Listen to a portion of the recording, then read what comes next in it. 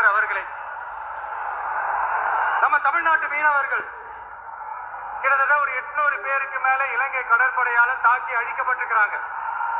அதை கண்டிக்கிறதுக்காக உங்களை பெருசா எதுவும் செய்ய சொல்லல, சின்னதா ஒண்ணே ஒண்ணு மட்டும் செஞ்சு கொடுங்க.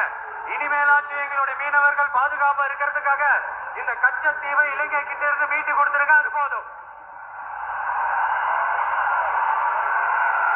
உங்களுடைய இந்த முரட்டு பிடிவாதத்தால நீங்க நடத்துற இந்த நீட்டு தேர்வு, அதனால இங்க என்னென்ன நடக்குதுன்னு சொல்றதுக்கே மனசு வலிக்குது.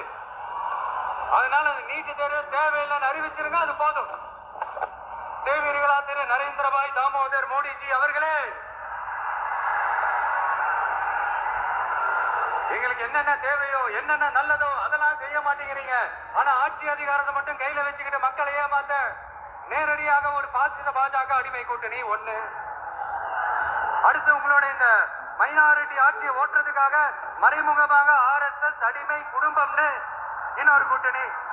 இப்படி மக்கள் சக்தியே இல்லாத இந்த ஊழல் கட்சிகளை மிரட்டி அடிபணிய வச்சு 2029 வரைக்கும் சொகுசு பயணம் போயிடலாம்னு திட்டம் தீட்டி வச்சிருக்கிறீங்க. அதானே ஜி?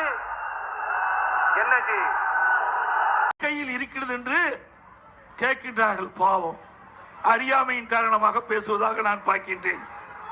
இது கூட தெரியாமல் ஒரு கட்சிக்கு தலைவராக இருக்கின்ற சொன்னால் அவரை நம்பி எப்படி தொண்டர்கள் இருப்பார்கள்?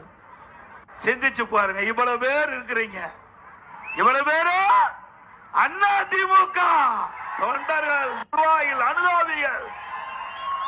ஆகவே இன்றைக்கு நாட்டிலே என்ன நடக்குது என்று தெரியாமல் சில பேர் சில கருத்துக்களை தன் இஷ்டம் போல் பேசி வருகிறார்கள். சில பேர்